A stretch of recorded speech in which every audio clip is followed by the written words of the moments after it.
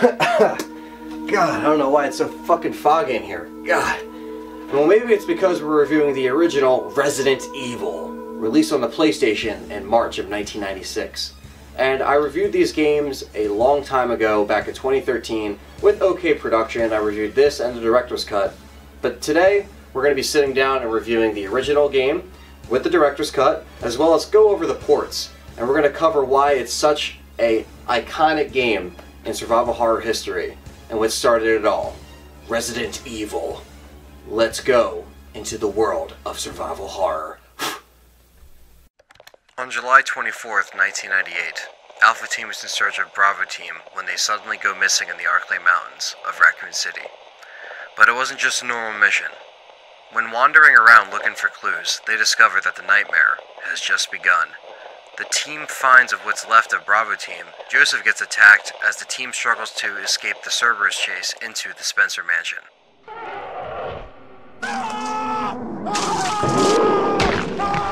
Joseph!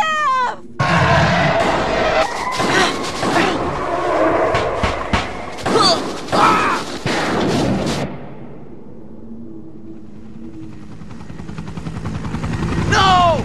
Don't go!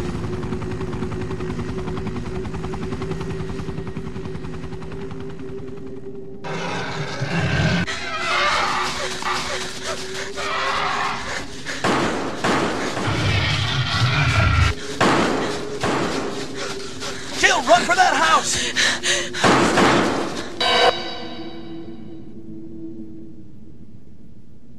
In this game, there are two different scenarios. You can pick Jill or Chris. Jill can't take as much damage before going into danger, and she also has some more inventory slots as well. Jill also interacts with Barry mostly. With Chris's scenario, he interacts with Rebecca. Both of them team up in their individual scenarios to try to escape the mansion. Regardless, you get great voice acting no matter which character you play as, Chris or Jill. It just gets better and better. All right? Yes. That was too close. You were almost a Jill sandwich. It's Forrest. Oh my God. Ouch! Yeah. That's what I was going to say. Where on earth have you been? You're here too. Yes, you're here too? Ladies first. Go first, Jill. But Chris! Many people may find this version dated, with the remake being so popular and that's easy accessible for people to just download digitally and buy on the PS4 and Xbox One. But there's a certain charm to this game, between the graphics, the music, and just the overall essence of the game and the environment that it creates in this little house, with the PS1 graphics and the little polygons that create up these characters. There's just something about it that I always love, and that's why it's a timeless game for me. The gameplay is classic Resident Evil, and it set the foundation for the next games to come. As many fans know, it takes you on an adventure through a fixed camera angle perspective with creepy music that sets the atmosphere completely. And as you explore the Spencer mansion, it just gets worse. But everything about these graphics are just nostalgic. In all its PS1 glory, you have to fight through a variety of enemies and the result of the deadly T-virus. Zombies, dogs, crows, chimeras, spiders, fucking sharks, plants, and well, of course, the fucking tyrant. This was the time when Capcom could actually begin what we know as Resident Evil. Between Resident Evil 2 and 3, there was a lot of things that was there that really wasn't explained from before, especially in the Spencer Mansion. But now, we find out about Umbrella's diabolical secrets, and it just gets darker. To get from point A to point B, there's a lot of keys involved, and we also get the introduction of puzzles, which are placed around the mansion scattered. They stand in your way as you try to progress, but they aren't very challenging, but it does set the standard for puzzles in a Resident Evil title. Fucking Resident Evil 3 water sample puzzle, but anyway. While I'm at it, I want to talk about some of the versions and different ports of the game. My favorite is the original version. That has no auto-aim and contains the original music. It's just what I grew up playing the most. It's one of the more expensive versions, but it's worth it. The more common one that the majority of fans nowadays have played is the infamous Director's Cut version. This version promised more blood, more modes, auto-aim, and finally, uncensored cutscenes. It also came with a Resident Evil 2 demo to hold people over while waiting for the release of Resident Evil 2. Well, we got more modes, both Director's Cut versions, and yes, there are 2 of them, has Advanced Mode, which has harder enemies, and you can take a lot more damage when running through the game as Jill or Chris. Arrange Mode mixes up the item placements from what you are used to, so it makes it a little bit more challenging. All good replay value, except I am missing something, right? Oh yes, there is no uncut cutscenes, because Capcom forgot to put them in the game supposedly. This pissed a lot of people off back when it was released. Shout out to Perry. Back when it was released, if you called and complained about the port with the missing content, Capcom would send you free Resident Evil merch in return. That's what Perry did. And that's a damn fact. The colored version of the opening was only in Japan at the time, and the severed head from Kenneth was finally included in the DS version 10 fucking years later, and it still wasn't in the director's cut.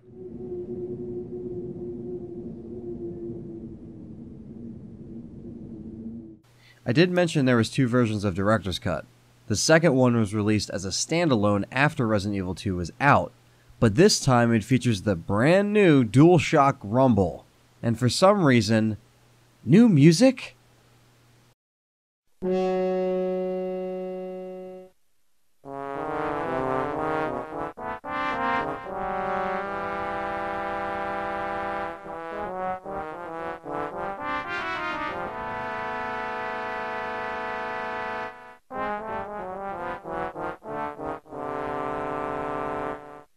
Yeah, it's complete shit if you are wondering. Of course, nothing else changed besides that, and still with a second release of the game, there is no fucking uncut stuff packed on here.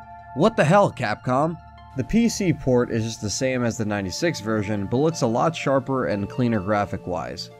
And it's still a nice collectible to have. The infamous Sega Saturn version gets a bit interesting. Because of the Saturn and its design, they had to redo the character models with all the polygons. They are a little bit more toned and have more beef to them, if that makes sense, as you can see.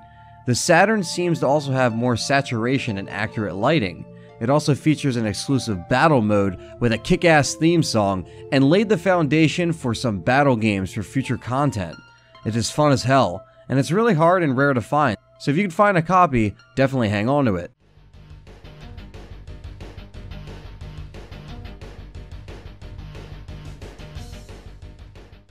This leads me to the last edition for the original game, which was the DS version released on the 10-year anniversary.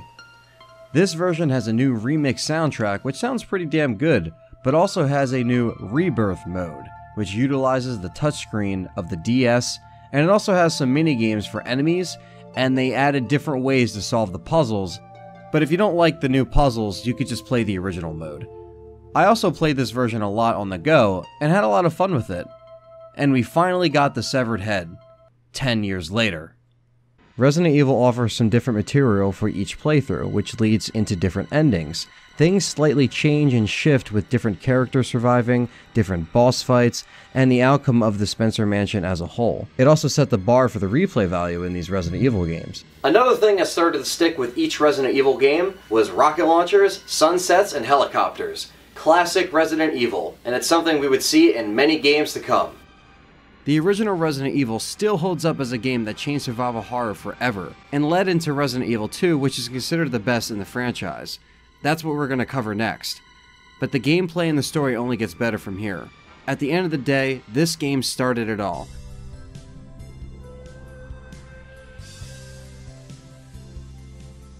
So there it is, the original Resident Evil in all its glory. I was happy that I was able to finally sit down and review this. I've been trying to get this out for a really long time. Thank you guys so much for all your patience, for all the content, and of course we are going to be covering Resident Evil 2 next, and as well as Resident Evil 3, and we'll see how it goes. So leave your comments and likes, and let me know what you think, and what other reviews you would like to see. Let me know how you feel about the new style, as far as on camera and also off camera recording and whatnot, and I'll catch you guys in the next one. See ya.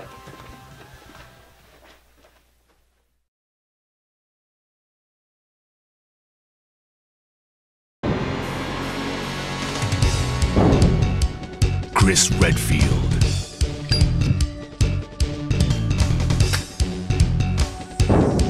Jill Valentine, Barry Burton,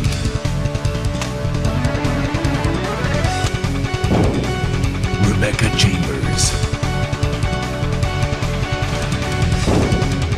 Albert Wesker,